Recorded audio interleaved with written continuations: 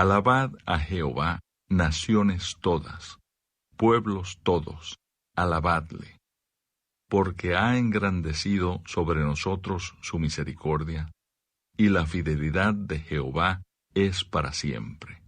Aleluya.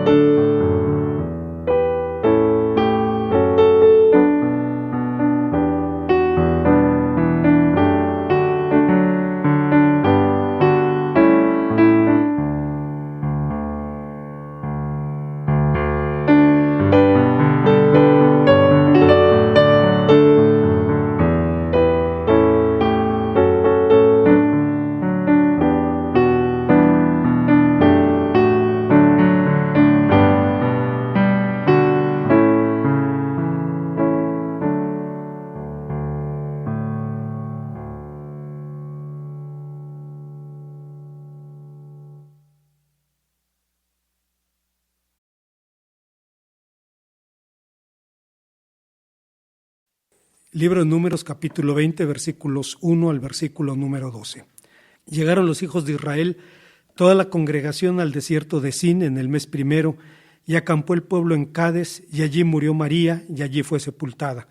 Y por no haber aguas, la congregación se juntaron contra Aarón y contra Moisés, y habló el pueblo contra Moisés diciendo: ojalá hubiéramos muerto cuando perecieron nuestros hermanos delante del Señor.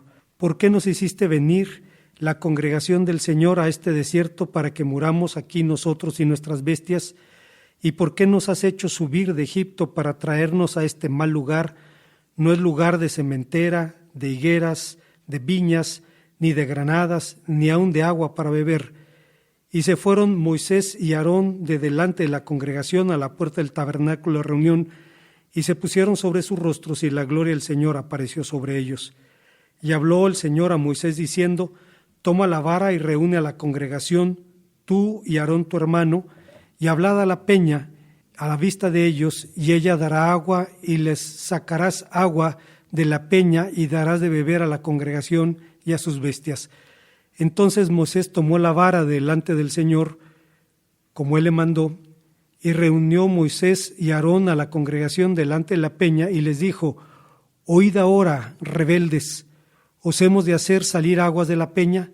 Entonces alzó Moisés su mano y golpeó la peña con su vara 2 veces, y salieron muchas aguas, y bebió la congregación y sus bestias. Y el Señor dijo a Moisés y a Aarón: por cuanto no creíste en mí, para santificarme delante de los hijos de Israel, por tanto no meteréis esta congregación en la tierra que les he dado. Las circunstancias misteriosas de una muerte.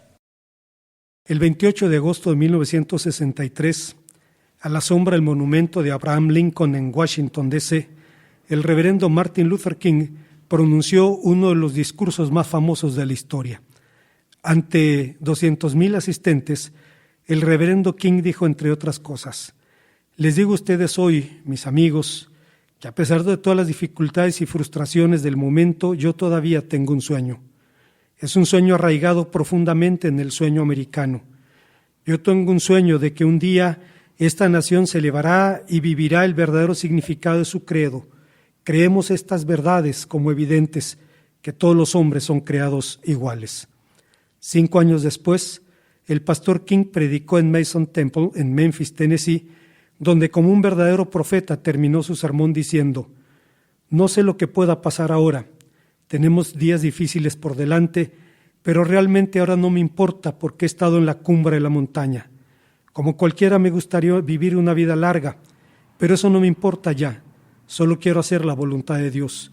Él me ha permitido subir a la cumbre de la montaña, he mirado, he visto la tierra prometida. Puede que no llegue allá con ustedes, pero quiero que sepan esta noche que nosotros, como pueblo, llegaremos a la tierra prometida. Así que esta noche estoy feliz, no me preocupa nada, no temo lo que me pueda hacer el hombre. Era la noche del 3 de abril de 1968. Menos de 12 horas después, a las 6:01 del 4 de abril, el reverendo King fue abatido por un francotirador. Entonces su congregación colocó en su tumba una lápida que dice: matemos al soñador y veamos qué será de su sueño. Dios puede permitir que algunos de sus siervos mueran saludando y viendo de lejos la promesa, como dice la carta a los Hebreos capítulo 11 versículo 40. Moisés fue levantado como profeta, maestro y guía del pueblo, pero las puertas de la tierra prometida no se abrieron para él. El Señor solo le concedió contemplarla de lejos. Al final, un final extraño para una vida de servicio, un final que parece una mosca parada en el rostro de la justicia. ¿Cuáles fueron las circunstancias que rodearon la exclusión y la muerte de Moisés? Y dado que nosotros no somos mejores que él, no estamos exentos de vivir una experiencia similar, necesitamos hacer un peritaje forense de este pasaje con los elementos del texto. El texto contiene 3 ideas. La primera de ellas es que el pasaje nos habla de una muerte ocurrida en medio de una crisis de fe. En otras ocasiones hemos dicho que, como en la música, en la Biblia los sonidos y los silencios tienen valor. Esto significa que cuando nos acercamos a las Escrituras debemos partir de la convicción de que en ellas Dios tiene razones para lo que dice y Dios tiene razones para lo que no dice. En el caso de los santos del pasado, de aquellos que tan solo saludaron y vieron de lejos la promesa, la Biblia dice que Dios permitió que fuera así para que ellos no fueran perfeccionados antes que nosotros, es decir, para que fuésemos hechos participantes del mismo galardón, pues si somos un solo pueblo, seremos bendecidos el mismo día con el cumplimiento de la misma promesa. Pero los silencios de la Biblia entrañan enormes retos para quien opta por sola escritura, ya que solo puede acercarse a esos silencios desde la analogía de las Escrituras, es decir, desde la información que la propia Biblia provee. La muerte de Moisés es uno de los grandes silencios de la Biblia. Solo 6 pasajes nos hablan de este hecho, pero ninguno de ellos es tan explícito como quisiéramos. El hecho ocurrió en la región de Cades, situada en la frontera sur de la tierra de Canaán, un lugar en donde hasta el presente hay abundantes pozos, estanques y manantiales.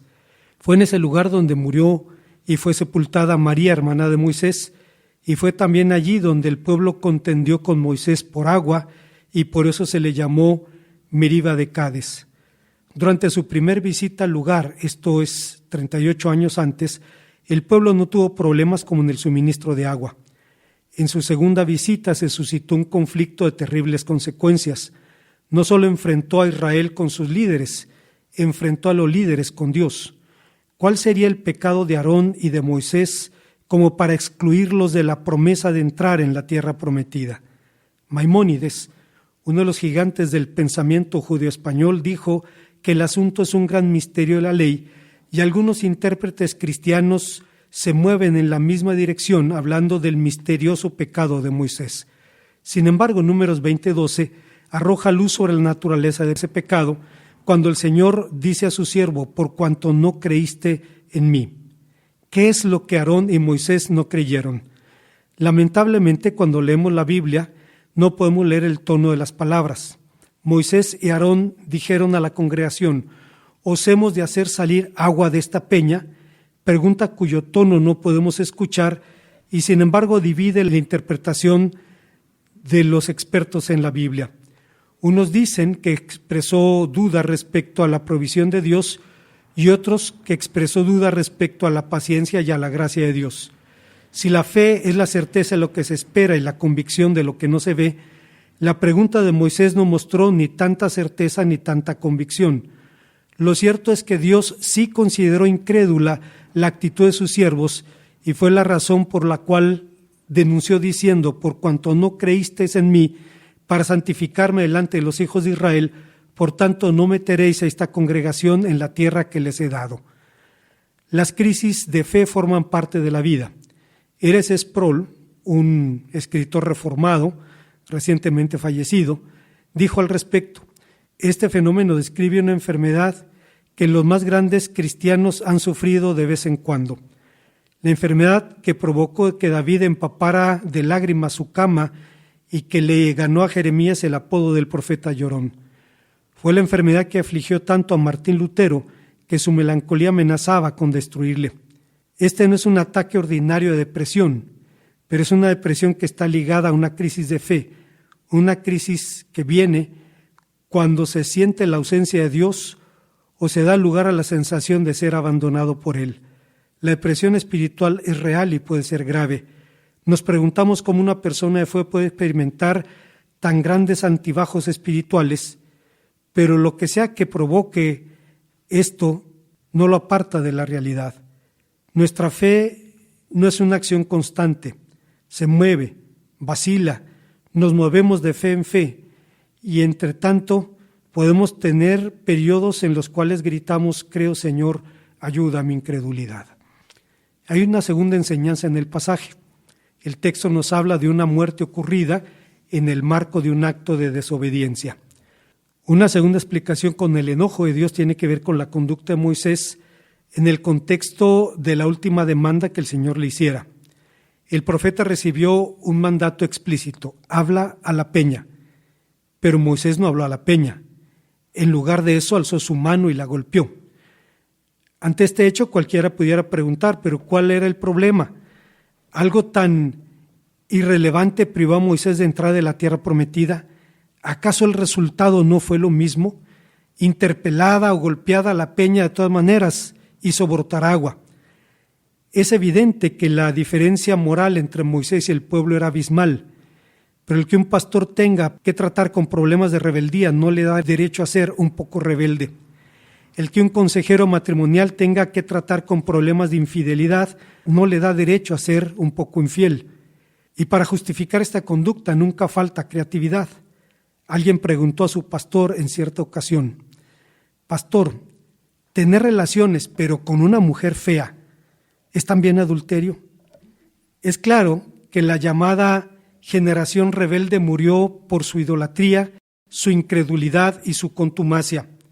Pero si aún la generación que heredó la tierra fue llamada torcida y perversa, pueblo loco e ignorante en Deuteronomio 32, ¿qué de especialmente pecaminoso habría en la conducta de Moisés?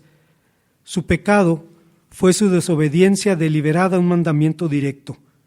Claro que comparado con los pecados del pueblo, el de Moisés pareciera pequeño, pero a final de cuentas era pecado, principalmente el pecado de alguien que hablaba cara a cara a Dios, como quien habla con su compañero. Por esa razón el Señor le dijo: porque a todo aquel que le haya dado mucho, mucho también se le dará, y al que se le haya confiado más se le pedirá. Lo dice el Señor Jesús en Lucas 12:48. En esta ocasión, el Señor decidió tratar al pueblo de una manera diferente. Decidió tratarlos de su gracia y no desde su juicio, por lo que ordenó a Moisés que hablara a la peña. El pueblo había cerrado sus oídos deliberadamente a la palabra de Dios, y el Señor quería mostrarle que una peña que no tenía oídos podía sin embargo obedecerle. Era una lección gráfica de obediencia básica, pero la impaciencia de Moisés se sumó a la rebeldía del pueblo, haciendo las cosas a su propia manera. Cuanto más grande sea un hombre, tanto más estricta será la norma con la que se le debe juzgar, y por tanto la culpa y el castigo que debe sufrir es más grave si se aparta de la norma. ¿Acaso no advierte claramente el Señor Jesús que cualquiera que quebrante un mandamiento pequeño y así enseña a los hombres, muy pequeño será llamado en el reino de los cielos? O cualquiera que enseñe y cumpla será llamado grande en el reino de los cielos. Ahora podemos entender por qué Dios dijo a Moisés: por cuanto te rebelaste contra mis instrucciones en el desierto de Sin, cuando el pueblo se rebeló, no me glorificaste delante de ellos, siguiendo mis instrucciones a fin de que el agua brotara de la roca. Números 27:14. Fue pues la impaciencia de Moisés lo que le impidió santificar al Señor delante del pueblo. Santificar al Señor significa glorificarlo por sus hechos poderosos, glorificarlo por sus milagros de liberación. Eso demostraría que Él es radicalmente distinto a los mortales. Cuando Sennacherib sitió la ciudad de Jerusalén y mandó decir al rey Ezequías: no dejes que ese Dios en quien confías te engañe, prometiéndote que Jerusalén no será tomada por el rey de Asiria. Acuérdate de lo que ha ocurrido donde quiera que han llegado los reyes de Asiria, pues han aplastado los que se les han opuesto. ¿Piensas que vas a ser la excepción? ¿Salvaron acaso sus dioses a las ciudades de Gozán, de Harán, de Rasef o de Edén Talazar? El Señor respondió entonces a las palabras del asirio: ¿contra quién te has burlado tú? ¿A quién has injuriado? ¿Contra quién has enfilado tu orgullo y violencia? Contra el Santo de Israel. Con esta declaración el Señor promete a su pueblo que su santidad, es decir, su excelsitud y radical diferencia con los hombres, será la fuente de su salvación. Por todo lo anterior, Moisés no solo desoyó un mandamiento claro, su desobediencia le robó gloria al Señor. No porque Moisés buscara recibirla en lugar de Dios, Moisés jamás haría eso, sino porque impidió que el Señor se mostrara una vez más como el poderoso Salvador de Israel. Hay una tercera y última enseñanza en este pasaje. El texto nos habla de una muerte ocurrida en el marco de la desesperanza. Creo que si existe una palabra que puede resumir las actitudes y las acciones de Moisés, sería la palabra desesperanza. De forma muy general, la desesperanza es definida como lo opuesto a la esperanza, como actitud o estado de ánimo en la que la persona puede hallarse deprimida a causa de sentir haber perdido la posibilidad de lograr algo, haber perdido la esperanza. La desesperanza ha representado un eterno desafío para los mejores hombres de Dios. La enfrentó Moisés, la enfrentó Elías y la enfrentó también Job. Job, que ha sido reconocido como el maestro de la paciencia, no por ello fue inmune a los estragos del sufrimiento. Al inicio de su terrible prueba glorificó al Señor, haciendo una de las más hermosas declaraciones de la Biblia: desnudo salí del vientre de mi madre, desnudo volveré allá. El Señor dio, el Señor quitó, sea el nombre del Señor bendito. Pero en la medida en que la prueba se fue prolongando, Job empezó a mostrar los corrosivos efectos de la desesperanza, como se ve en el capítulo 3 de su libro. Charles Swindoll, un predicador reformado, dijo respecto a este pasaje: tengo que advertirle ahora que este es un capítulo doloroso, no es agradable. No conozco a ninguna persona que haya dicho alguna vez que Job 3 es su capítulo favorito de la Biblia. Tampoco sé de alguien que haya memorizado un versículo de Job capítulo 3.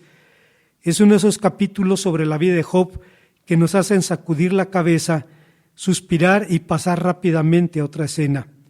Es aquí donde las costras son quitadas de las llagas, mientras el pus de la realidad acaba poco a poco con la vida de Job.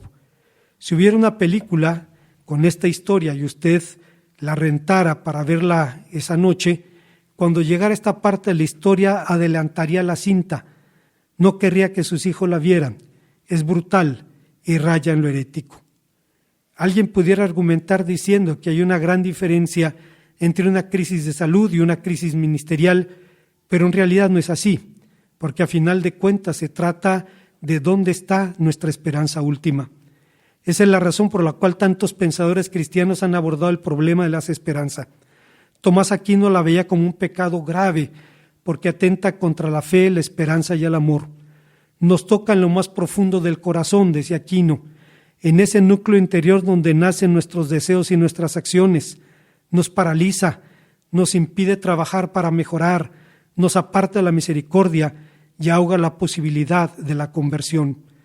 La desesperanza es un ataque en contra del primer mandamiento, porque desplaza a Dios del lugar que le pertenece para entregárselo a cualquier persona o cosa, o a la ausencia de cualquier persona o cosa.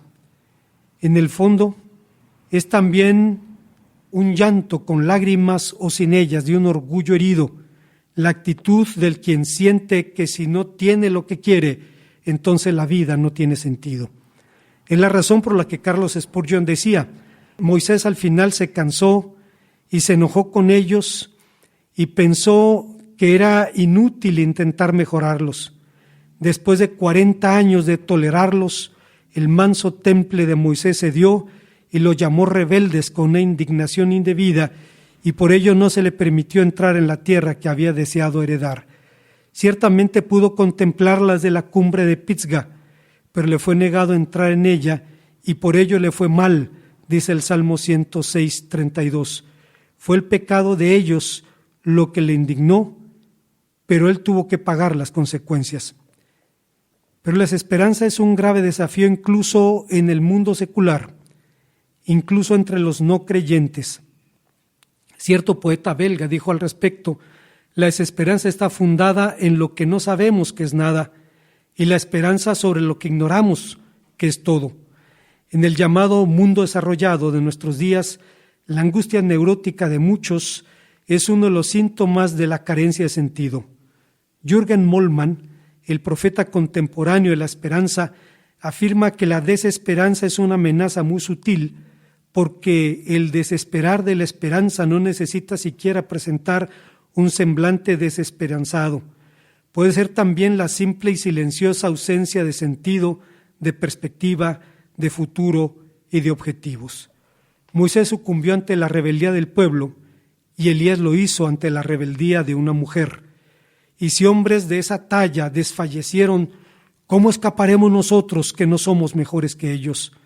¿Dónde encontrar la esperanza? Jürgen Moltmann, quien por cierto fue un combatiente alemán que encontró a Cristo en un campo de prisioneros al final de la Segunda Guerra Mundial, dijo de su experiencia como prisionero: y comprendí que este Jesús es el hermano divino en nuestra necesidad. Trae esperanza a los cautivos y abandonados. Es quien nos liberta de la culpa que nos oprime y nos roba el futuro. En ese instante me atrapó la esperanza, aunque desde una perspectiva humana había muy poco que esperar. Me infundió valor para vivir en un momento en que acabar con todo hubiera parecido lo más sensato. Para mí, el Jesús crucificado es el Cristo. En los conflictos públicos y privados de mi vida aprendí luego a percibir su presencia. Él es quien trae el reino de Dios a los pobres, el que cura a los enfermos, el que acoge a los menospreciados. Es quien nos llama al seguimiento y nos cautiva para el resto de la vida con su entrega y con su esperanza. Como conclusión, es claro que nuestro pasaje no tiene la intención de encontrar a un responsable legal de la muerte de Moisés. Tiene como propósito ayudarnos a descubrir al beneficiario real de la vida de Moisés, de la vida suya y de mi propia vida, aún privándonos de pequeñas bendiciones en aras de darnos la gran bendición. La persona que alcanzó un servidor para Cristo es una profesora de educación primaria que servía también como pianista en nuestra iglesia.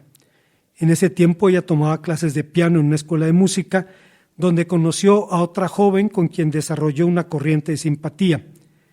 Pero fuera de su interés por la música no tenía nada en común. Uno era profesora rural y la otra era heredera de una rica familia árabe, dueña de un emporio mueblero. Un día la joven heredera le dijo a la maestra: veo que te gusta la música, si te interesa te puedo vender un piano. Ve a las tiendas a verlos, puedo vendértelo a crédito si lo prefieres. La oferta era tentadora, pero significaba un enorme esfuerzo económico. Después de hacer su presupuesto y discutirlo con la familia, finalmente la hermana decidió comprar un piano.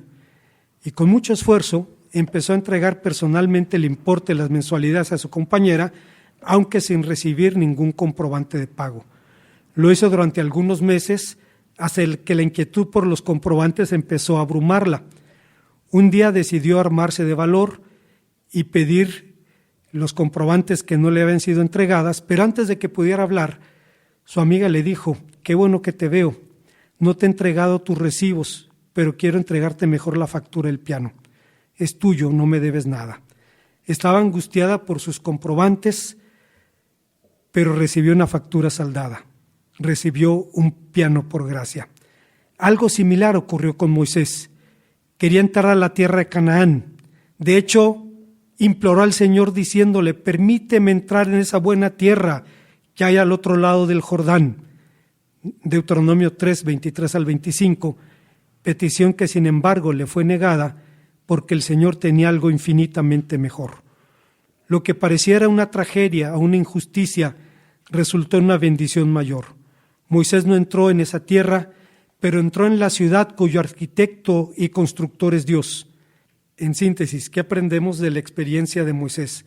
Aprendemos que necesitamos confiar en que Dios no cambia y que solo la capacidad de creer y suplicar pone límites a la misericordia de Dios, porque la misericordia de Dios no tiene límites. Aprendemos que la fidelidad a los preceptos de Dios no es negociable, incluso cuando no podamos entenderlos. Y finalmente, somos apercibidos sobre los sutiles peligros de la desesperanza. ¿Dónde encontrar entonces medicina para tan terrible mal? En el consejo y en las promesas de Dios.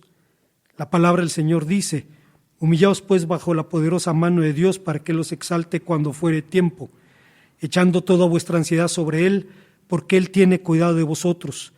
Sed sobrios y velad, porque vuestro adversario, como león rugiente, anda alrededor buscando a quien devorar, al cual resistid firmes en la fe, sabiendo que los mismos padecimientos se van cumpliendo en vuestros hermanos en todo el mundo.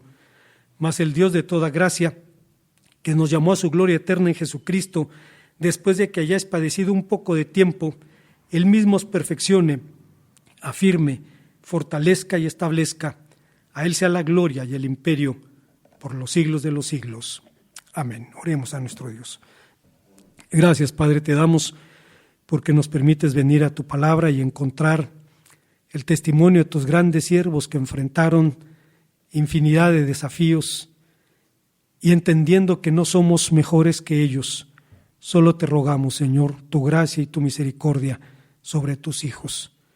Permítenos, Señor, ver el cumplimiento de tus promesas y si no la vemos en este mundo, sabemos, Señor, que en tu presencia podremos gozar de ellas.